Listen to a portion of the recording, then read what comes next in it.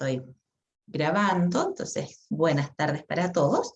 Y para comenzar la clase, me gustaría que por favor, como ya entregaron sus trabajos, ya hicieron todas sus entrevistas y ya vivieron como todo ese proceso, me pudiesen comentar más de alguno, dentro de las entrevistas que desarrollaron y que analizaron y que hicieron sus síntesis y conclusiones, ¿a quién, por ejemplo, hubo algún participante o entrevistado que le llamara la atención, que dijera, oye, esto lo encontré como curioso, esto como que me calzó con las generaciones, esto no me calzó? ¿A quién le gustaría ahí como contarme su experiencia antes de que yo les empiece a preguntar aleatoriamente?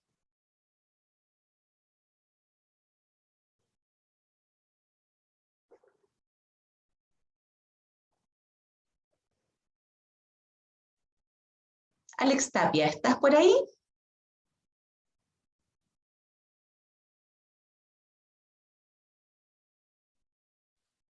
Sí, sí. ¿Se escucha? ¿Axel? Sí, sí.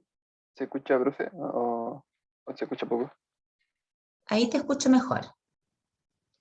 Ya. ¿Qué preguntaba? Preguntaba recién que dentro de las personas que ustedes como grupo entrevistaron, ¿hubo alguno de los entrevistados que te llamara la atención, que encontraras que era como curioso a lo mejor su forma de enfrentar el mundo del trabajo? Que tuviese hecho algo como de ruido, ya sea por aspectos positivos o algo no tan positivo. Eh, sí, sí. De hecho, yo entrevisté a un integrante de la familia que es de ¿Ya? la generación Z, ¿Ya? de la misma de nosotros, mía, y él es bastante introvertido y, y como que le causó como, no sé, cuidado de que yo le haya hecho como las preguntas que formalizamos nosotros y no sé, se vio como, no sé, bastante como, o sea, no bastante, se vio como un poco incómodo porque igual no es muy introvertido él y de estar hablando como de estas preguntas eh, en el ámbito laboral, como que las respuestas igual eran cortas. No sé si Ya. me explico, de que no Sí. era algo así como muy explicado y ahí tenía que darle como una pregunta atrás de la que la hice primero, así que más que todo fue como eso lo que me llamó la atención porque yo pensé que nos íbamos como a explayar un poco y nos ocurrió mayoritariamente eso y que en los temas que más nos explayamos fue como en lo tecnológico y en lo que él se desenvuelve como mucho más en el trabajo y, y mayoritariamente eso, pero igual fue como todo súper agradable, igual, no sé, como que fue genial como ver como su perspectiva de parte de él. Ya. Ujú. Muy bien. Viste que existía la posibilidad de que uno tuviera un entrevistado que de pronto fuera de pocas palabras po, y que costara en el Claro, fondo sacarle la información. sí, sí, no, sí, es verdad, sí, igual me costó un poquito, sí, más que todo eso. Bueno, ya, muchas gracias. Ya. Angélica Barrera, ¿estás?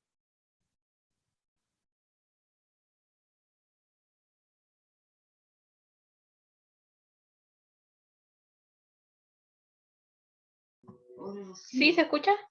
Sí, hola, ¿cómo estás? Bien, gracias. Eh, La como que misma entrevistado pregunta. llamó más la atención. Claro, Para mí fue como era el abuelo de la Yoemi, si no me equivoco, que él tenía como, creo que eran más de 90 años.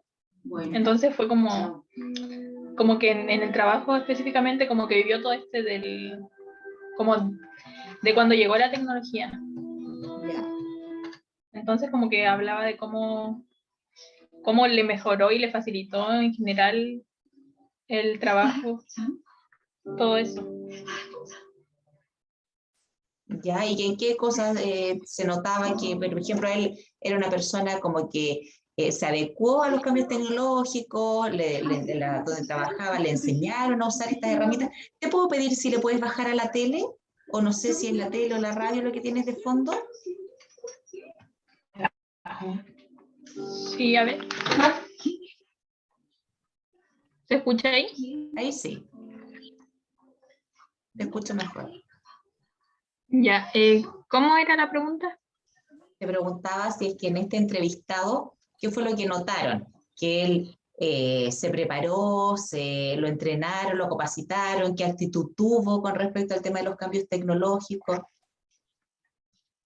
sea, no recuerdo si lo capacitaron o no, pero yo considero que por lo que nos habló, o sea, sí se adaptó o sea, como que, o sea, estuvo de acuerdo con ese cambio. O sea, al facilitarle su trabajo, como que él se sintió, no sé cómo explicar la palabra. Claro, es como que se integró a eso. Oye, y él, bueno, fue desvinculado después, pues jubiló o jubiló Sí, tardíamente. claro, sí. Sí, jubiló. ¿Ya? ¿Y qué decía él? ¿Qué refería del mundo laboral? ¿Que le gustaba la pega? ¿Que era bueno para el trabajo? O sea, por lo que recuerdo, era como que decía que trabajaba como más por necesidad.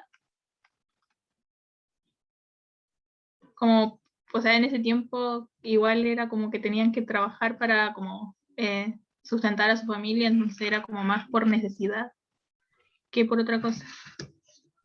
Ya. ¿Y hasta qué edad trabajó ese abuelito? Eso no lo recuerdo. Ya. Ok, muchas gracias, Angélica. Matías Hernández, ¿estás por ahí? Sí, profe. Hola, ¿cómo estás? ¿Viene usted? Bien, también.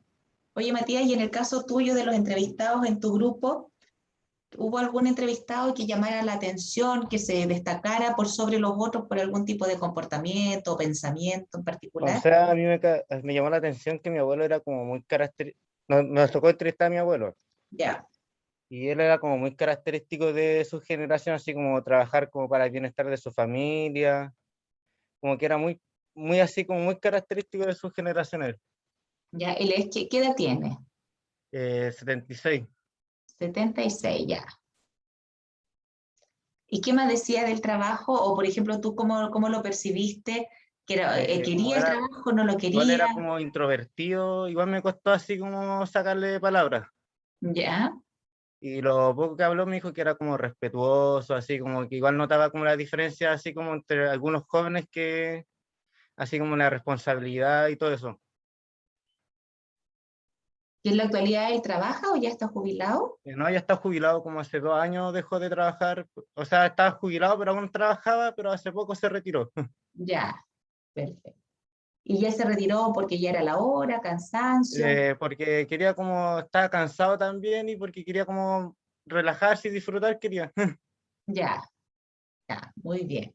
Y aparte de él, otro del grupo que tuviese, otro de los entrevistados, que dijera, oh, qué curioso, mira, a esta persona le pasa esto, le pasa lo Mm, otro. mm. No recuerdo mucho, profe. Ya, ya, ok. Ya, gracias, Matías. Antonella, ¿estás por ahí? Antonella Pinto. Sí, Ya. aquí estoy, profe. Hola. Hola. A ver, ¿quién me ha llamado la atención del entrevistado? Yo creo que eh, la... No sé quién es, pero la Karen la entrevistó y la Karen nos dijo que ella no les dio mucha respuesta porque creo que no quería responder algunas preguntas. Entonces... ¿No? Sí, entonces como ¿Pero que porque fue la cosa era difícil. muy privada, era muy íntima? Sí, creo que sí era muy íntima. Ya. Y igual las respuestas que daba ella era como que no estaba muy de acuerdo, creo que con su generación, no sé, algo así era. Entonces igual eso me llamó la atención de esa entrevistada. Ya. ¿Y de otra entrevistada? También entrevisté a mi papá, que es paramédico. Ya. tiene 45 años parece, 46, no sé. Pero él igual que no pudo estudiar lo que él quería y parece que el tío o los papás lo obligaron a estudiar algo que él era como lo único que podía estudiar en ese momento, lo que le alcanzaba nomás. Ya. Entonces igual me llamó la atención su historia de cómo fue que llegó a trabajar en eso. ¿Y qué edad tenía tu papá? ¿Qué edad tiene? 45. 45, ya. Perfecto. Pero ¿y él cómo lo percibiste? ¿Se sentía como a gusto con su trabajo o también más bien trabaja por la familia? No le gusta su trabajo. Una vez hablé con él y dijo que le estresaba mucho. Era demasiado estresante su trabajo porque igual como paramédico tiene que ver hartas cosas desagradables y mucha gente porfiada también por el tema del COVID. Pero igual lo hace obviamente para cuidar a la familia y obviamente tener un ingreso familiar. Muy bien. Les hago todas estas preguntas a todos, porque obviamente que si eran 4 o 5 entrevistados, todos van a dar respuestas diferentes, a lo mejor similares, pero nunca iguales, ¿ya? Y a veces llama la atención que justamente las personas que son más adultas se muestran más entusiastas y más satisfechos con su mundo y con todo su desarrollo laboral, independiente si es profesional o no, que los satisfechos que se pueden mostrar algunas personas jóvenes. Yo conozco a una persona que debe tener cerca de 70 años y en la actualidad es gerente comercial de una empresa aquí en Viña Marina, que debe tener unos 75 años la empresa, más o menos en el rubro textil de vestuario masculino, acá en la quinta región.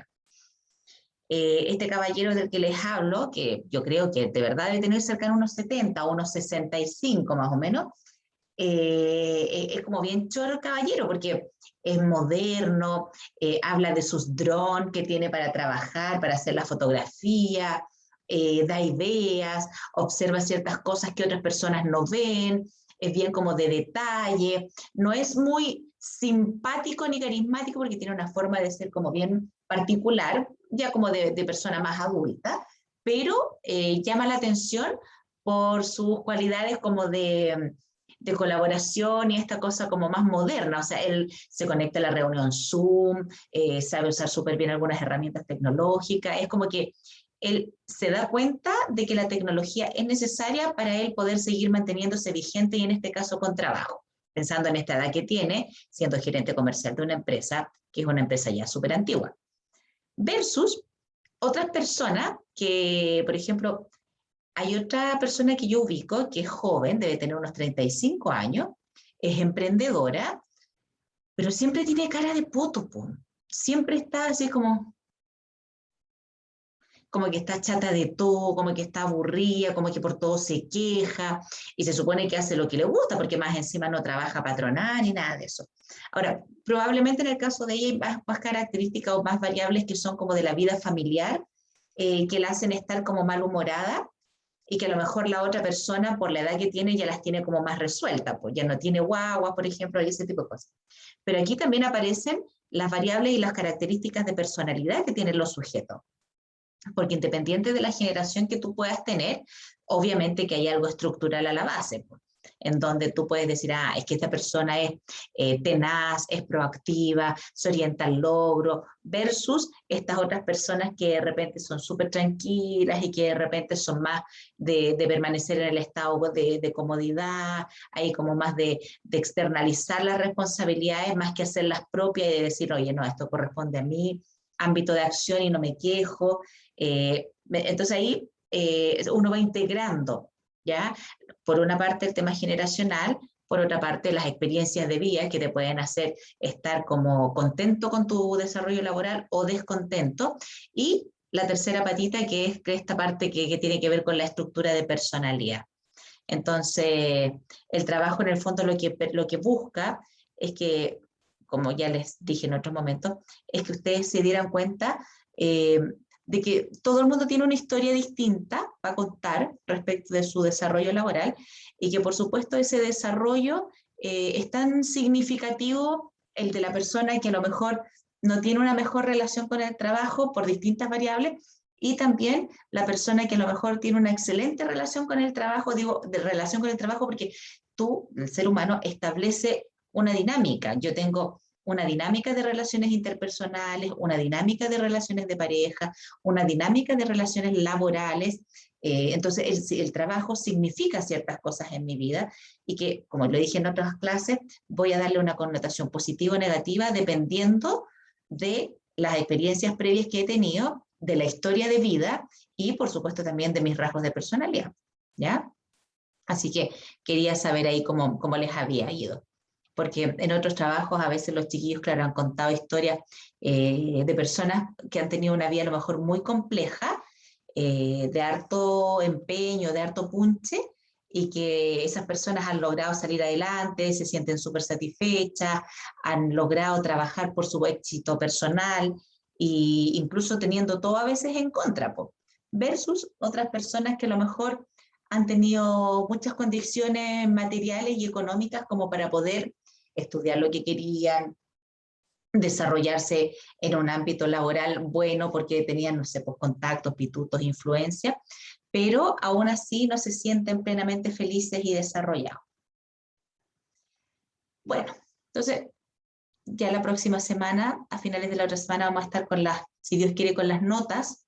Ya no me quiero como anticipar tanto, por último, de esta semana, la próxima y el lunes de la otra, porque son 2 semanas, porque también estuve con semana de receso, pues igual que ustedes, para poder tenerle las notas de este primer trabajo, ¿ya? Entonces, ahora ya vamos a comenzar a revisar la materia de la historia y el desarrollo de la psicología social. Yo acá tengo una presentación en donde salen grandes hitos mencionados a las fechas, en donde van suscitándose ciertos eventos, ¿ya? Ahora yo, para no ir leyendo el PowerPoint, yo les voy a ir comentando de como un resumen, por así decirlo, de lo que se ha ido viviendo en el ámbito de la psicología social desde hace por lo menos unos 100, 150 años atrás hasta la fecha. En una clase pasada yo les comenté que la psicología como ciencia en sus inicios siempre fue bien cuestionada, por lo que el objeto de estudio de la psicología es más bien indefinido, ¿ya? ¿A qué nos referimos cuando hablamos del ser humano como algo indefinido? Es que no siempre los mismos fenómenos van a dar los mismos resultados, ¿ya? Por ejemplo, en una familia, donde incluso tú puedes tener mellizos o gemelos, esas personas que tienen una carga genética idéntica, viven con los mismos padres, viven en la misma casa, han sido criados con las mismas reglas, aún así esas personas son diferentes. Probablemente piensan en algunos puntos de manera distinta entre ellos, van a relacionarse de manera diferente, van a tener experiencias de vida distintas. Muchas veces se da que uno es más introvertido, el otro más extrovertido. Entonces, teniendo incluso 2 personas que pudiese decirse son iguales, aún así no podríamos decir que su comportamiento es idéntico, ¿ya? Entonces, la psicología como ciencia se empieza a validar después de que se empiezan a hacer muchas investigaciones en el ámbito de los seres humanos. Hace años atrás, más de 100 años atrás, el foco de la psicología estaba puesto en el individuo, ¿ya? Como ser particular de objeto de estudio, solamente la persona. Entonces, costaba dar como con resultados o con observaciones que fueran genéricas, porque no todas las personas reaccionaban, ni pensaban, ni sentían de la misma manera frente a un determinado evento.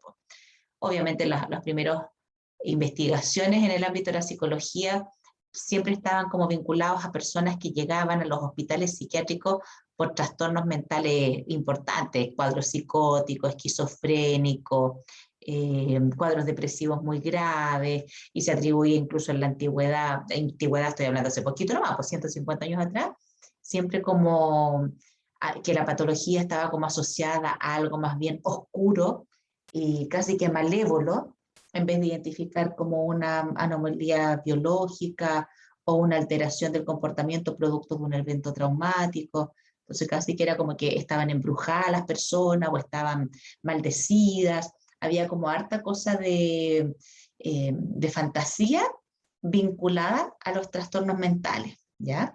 Era muy mal visto tener un trastorno mental, porque incluso los hospitales psiquiátricos quedaban lejísimos de las ciudades y en el fondo se iba a abandonar al enfermo psiquiátrico, pues, o sea, lo tenían, las familias lo ocultaban, lo escondían, cosa de que nadie hablara de que teníamos a un lunático como miembro de nuestro grupo familiar, ¿ya?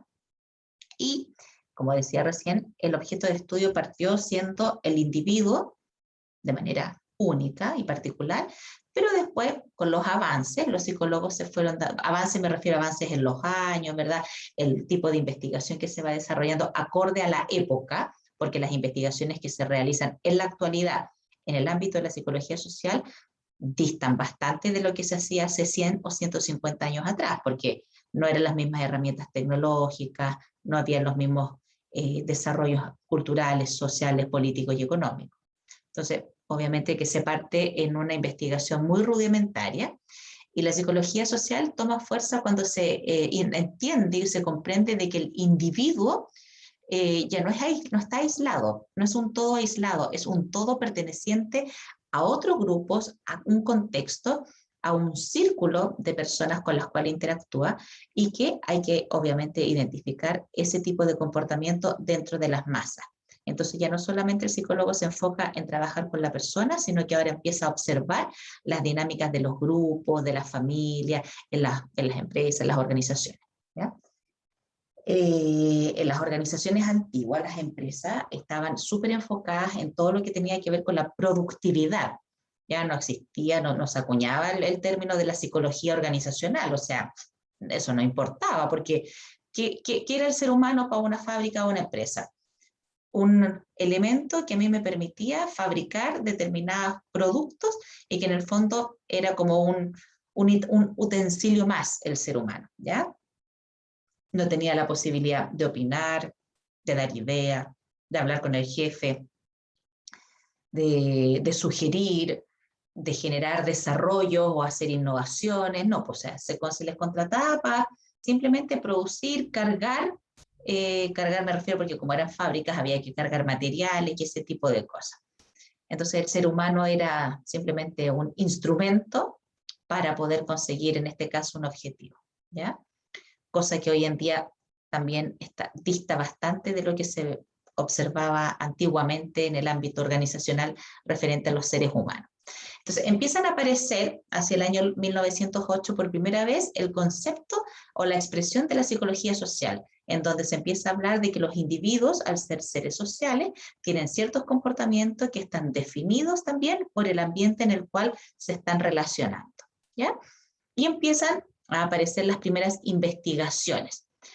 Por supuesto que una investigación en el comportamiento humano es poco probable que dure 5 años, porque como la naturaleza del ser humano es variable y es cambiante, se necesitan mucho más años para poder hacer este tipo de investigaciones. Entonces, de repente hay teorías, que son teorías antiguas en el ámbito de la psicología social, que se han demorado en construirse o en constituirse como teoría 10, 15, 20 años. 20 o 15 años de investigación para poder construir una teoría, ¿ya? Las teorías son un conjunto de hipótesis que se formulan cuando se va a iniciar una investigación y que mientras se va desarrollando la investigación van dando paso, por supuesto, a los resultados. Y en base a esos resultados aparecen las afirmaciones. Entonces, una teoría es un compilado de eventos que ya han sido archi ultra mega confirmados por el ser humano, en donde tú puedes decir, la gente que reacciona de tal o tal manera obedece a ciertos rasgos de personalidad, y esto lo hemos observado durante 15 años en 25.000 sujetos, por ende podemos decir que tal o cual afirmación ya da pie para construir un tipo de teoría, ¿ya? al principio, cuando se empiezan a hacer las investigaciones o los experimentos en el ámbito social, se parte por cosas muy básicas, temas de afectividad, cómo se maneja al interior de los grupos los prejuicios, la adecuación a las normas sociales, cómo son las conductas de los individuos frente a la autoridad, cómo los sujetos interactúan con los diferentes estilos de liderazgo, y ese estilo de liderazgo cómo apoya y define los niveles de productividad de las personas, ¿ya? Porque como en esa época, hasta el año 30, estaba todo enfocado en la productividad, en el fondo lo que se buscaba era identificar qué hacía que los sujetos fuesen más o menos productivos, pero siempre de hipótesis que eran como muy, muy básicas, ¿ya? Antiguamente no se ponía el foco en lo emocional del sujeto o del colaborador. Entonces, las primeras investigaciones no hablan, pero bajo ningún punto, de los aspectos emocionales. Hablan solamente de los aspectos más bien racionales que tienen los sujetos para relacionarse con el mundo del trabajo. Ya en la década del 40, con todo el fenómeno de la Segunda Guerra Mundial, empiezan a aparecer otros tipos de investigaciones, que en este caso uno de los teóricos más importantes fue Kurt Lewin, quien postula todo su tema sobre la dinámica de los grupos, de cómo los grupos interactúan, de cómo los grupos se colaboran, de cómo los grupos pueden apoyar o no apoyar una determinada causa. Y en paralelo empiezan a aparecer también otras investigaciones de otros teóricos respecto de la comunicación, de los ámbitos de los cambios de actitudes y de diferentes tipos de comportamientos que por supuesto son la base de las relaciones humanas, ¿ya? Ahí dice el monumental estudio sobre el liderazgo de Hemphill, porque claro, el liderazgo en los años 40 toma una relevancia pero impresionante, sobre todo con los líderes mundiales o los líderes de las naciones, que en este caso estaban encarnados, por ejemplo, en los que apoyaban todo el régimen nazi de Hitler. Entonces la gente decía, los investigadores, o sea, ¿cómo llegamos como seres humanos a apoyar una causa que genera un desastre social tan grande? Entonces ahí aparecen todas las investigaciones en todo lo que tiene que ver con los judíos, con los campos de concentración, con las personas que habían sobrevivido a la guerra, los que se habían escondido, los militares que habían participado de la guerra y todas las secuelas que acarrea vivir este tipo de experiencias, que para la mayoría de ellos es tremendamente traumática, ¿ya?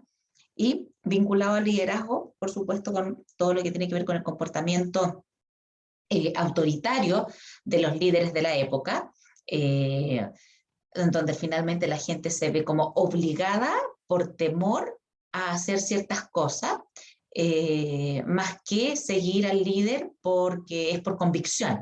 Lo van siguiendo por temor y porque si no lo sigo me matan, más que porque yo en realidad esté completamente de acuerdo con la visión o con la misión que tiene esta persona con el propósito de ciertas acciones, ¿ya? Entonces en los años 40 aparecen estas otras variables del desarrollo de la psicología social que tienen que ver con el fenómeno de la guerra. Ya en los años 50 ya se han desarrollado bastantes experimentos con los seres humanos, y cuando hablamos de experimentos es, por ejemplo, yo quiero ver el comportamiento de los fumadores, estoy inventando, frente a un nuevo tipo de cigarro. Entonces tengo un grupo control, ¿verdad? Donde voy controlando las variables, voy simulando situaciones, poniendo actores, voy generando situaciones ficticias para poder identificar determinados comportamientos y ciertos resultados. Versus otro grupo en donde no inserto variables controladas, es decir, dejo que el grupo fluya nomás, no pongo actores, no hago simulaciones, sino que dejo que el proceso se viva tal cual es. Entonces ahí uno va sacando conclusiones, porque uno puede decir el grupo control versus el grupo que está de manera espontánea enfrentándose a este tipo de eventos, tienen los mismos resultados, ¿ya? O tienen resultados distintos, porque reaccionan de manera diferente a tal o cual evento. Entonces esas investigaciones se han hecho en el ámbito social para el área de la educación, el área de las comunidades, incluso en el área clínica, también se han hecho en el área educacional. Está pasando el camión de la basura por afuera de mi casa, por eso Suena así. Y en ese momento ya han hecho muchas investigaciones los psicólogos sociales, ¿ya? Entonces, ahí se acuerdan cuando vimos el video del conformismo social, del Solomon Asch, donde se muestra que el grupo es tremendamente influyente, en donde todos dicen, no sé, me están mostrando un globo y yo veo que es rojo, pero todos dicen que es verde. Entonces yo al principio digo, no, están todos locos, pues si es rojo. Pero ya es tanta inconscientemente la presión que siento, porque todos dicen que es verde el globo, entonces ¿qué termino haciendo yo? Cediendo a lo de la mayoría.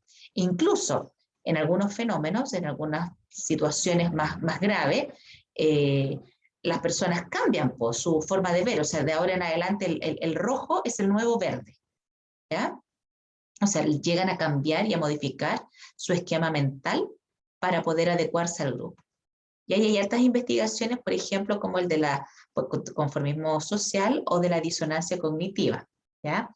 Que ha sido una de las investigaciones o de los estudios más importantes que se ha dado en el ámbito de la psicología social, en donde pese a que hay algo que es un elemento disonante, que yo me doy cuenta que es disonante, aún así, con tal de agradar y con tal de encajar en este grupo, yo lo vivencio como algo, como que es. O sea, si el grupo dice que, yo digo que.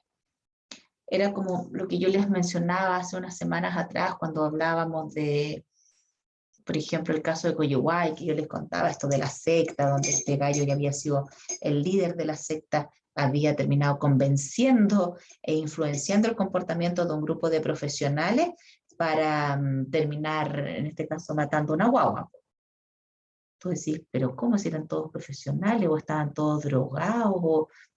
Pero ahí hubo más o menos como influencia social, manipulación emocional, vulneración de las apreciaciones de las personas. Estos fenómenos influyen para que un grupo humano llegue a cometer un acto tan descabellado como matar una guagua, ¿ya?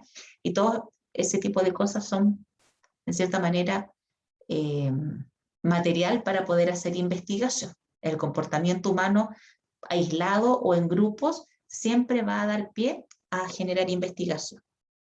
Por ejemplo, como cuando en los grupos las personas quieren agradar al líder, entonces cómo se comportan, cómo buscan la cercanía, cómo buscan permanecer y ser validados por este líder. Y ahí obviamente que se van dando unas dinámicas bien curiosas, por no decir encachadas, ¿ya? En los años 60, después de ya que se han desarrollado hartas investigaciones, se puede decir que este es el periodo en que la psicología alcanza como la mayoría de edad, es decir, ya como que ha evolucionado tanto que ya es difícil seguir haciendo investigación, ¿ya? Ahora, entre la época del 60 y del 70, producto de todos los desastres provocados con la guerra y las secuelas de las décadas del 40 y del 50, y más encima en los años 70 con la guerra de Vietnam, aparece todo un movimiento, porque casi todas las investigaciones y todos los movimientos curiosamente parten por Estados Unidos, por Europa, siendo Estados Unidos el que la lleva en investigaciones. ¿Ya? Europa a veces ha sido un poco más tradicionalista para el tipo de investigaciones que ha desarrollado, mientras que Estados Unidos ha sido mucho más emancipado y más arriesgado con las investigaciones, los postulados que ha propuesto.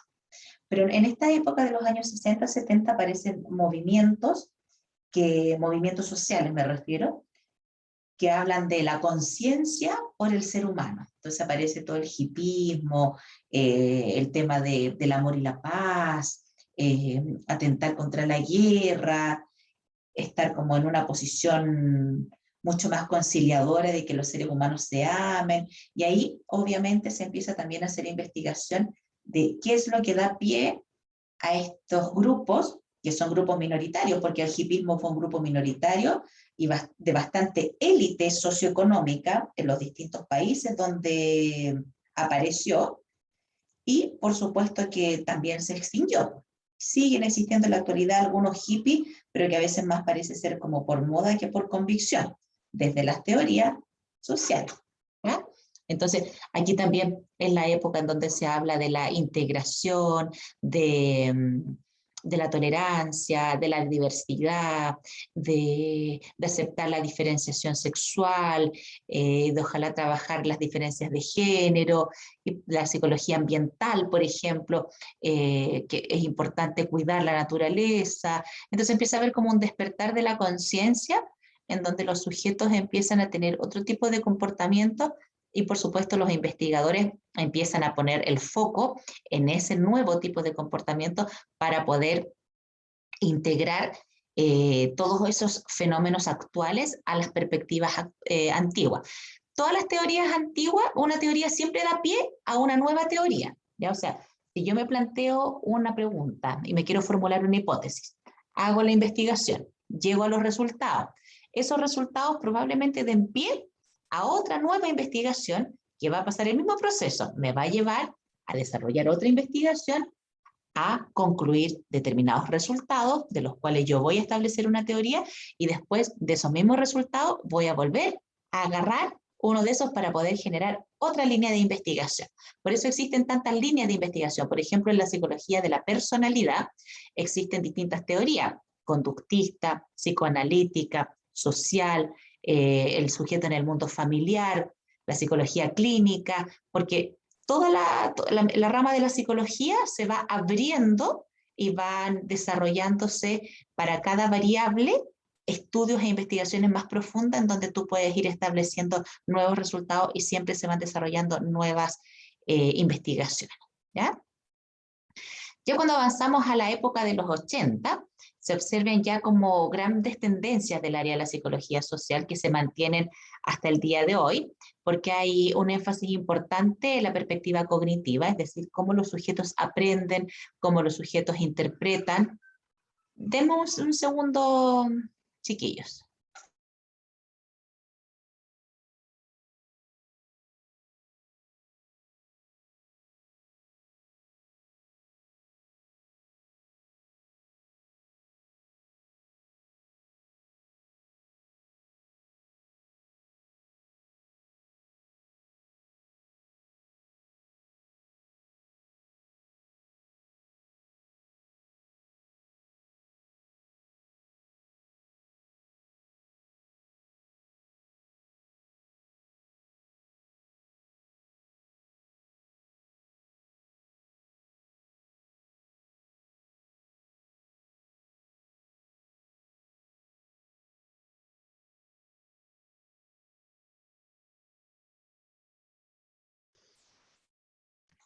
Ya, volví.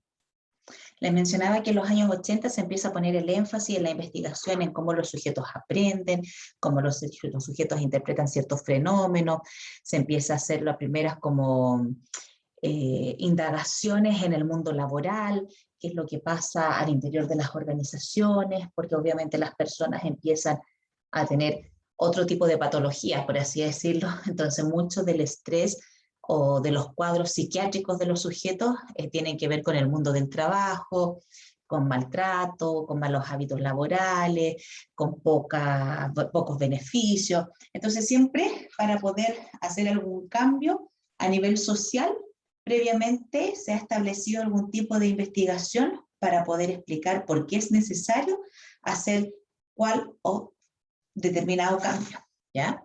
Entonces en la época de los 80 aparece, bueno, por algo se dice que la década de los 80 marca un antes y un después en un montón de temas a nivel global, porque empieza la masificación de la información, aparecen nuevos desarrollos e investigaciones, aparece mayor tecnología, globalización de ciertos temas, aparece todo el tema de fiscalización de ciertos procesos legales, hay más énfasis en defender los derechos de los trabajadores o de las personas, el énfasis en regular los comportamientos en los contextos laborales y los comerciales, aparece como harto cuestionamiento, como que así como en la década de los 70 empieza como a despertar de la conciencia, en la época del 80 ya se empieza como a consolidar y a trabajar para hacer determinados cambios.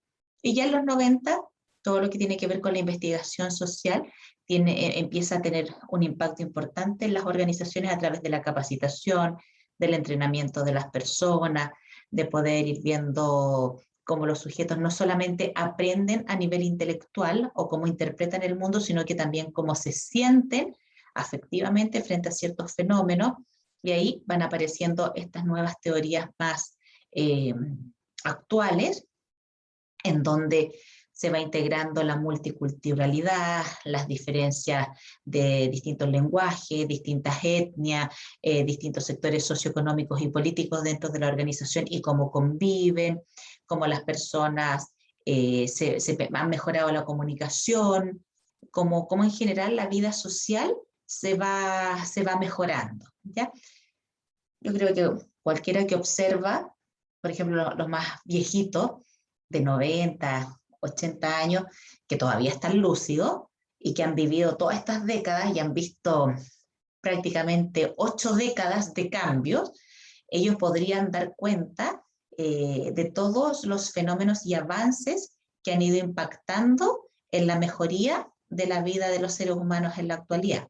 Así podrían hablar de cambios, como decía hace un rato, tecnológicos, cambios políticos, cambios en las leyes, cambios en la forma de enfrentar el trabajo, en cómo se preocupan los gerentes hoy en día de la vida de los colaboradores, porque antiguamente eso no se hacía, pero eso tiene siempre un proceso de transición en donde hemos ido evolucionando y hemos ido avanzando de menos a más.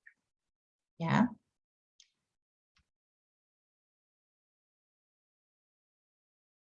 El mundo social siempre ha estado como en función de los cambios respecto de ciertos hitos o de ciertos acontecimientos que han sido como bien fuertes para el ser humano, y por supuesto que la invitación siempre es a que la gente vaya evolucionando y vaya cambiando.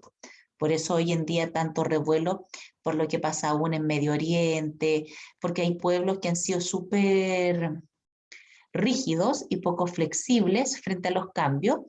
Por supuesto hay un tema también como de dogma o de influencia de su tipo de religión o de sus creencias, que a veces los limitan para ciertos desarrollos y para poder avanzar. Por supuesto también hay investigaciones en esos ámbitos. No sé si hasta acá queda alguna consulta, duda, comentario.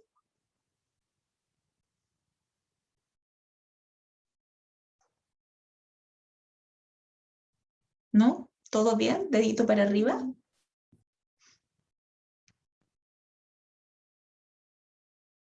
Ya. Ahí la Antonella levanta su dedo. Va a venir un proceso ahora con ustedes en donde yo les voy a entregar un texto. Voy a mostrarles el texto mañana.